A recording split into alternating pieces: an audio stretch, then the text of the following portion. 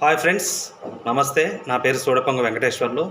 Friends, ఇప్పుడు నేను చెప్పే విషయాన్ని దయచేసి అందరికీ షేర్ చేయండి, ఎందుకంటే ఈ విషయం అందరికీ చాలా ఉపయోగపడుతుంది.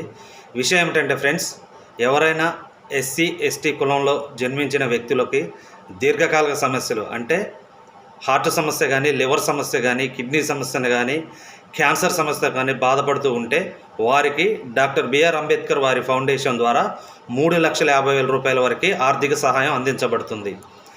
వీరు ఎస్సీ ఎస్టీ కులంలో జన్మించి ఉండాలి.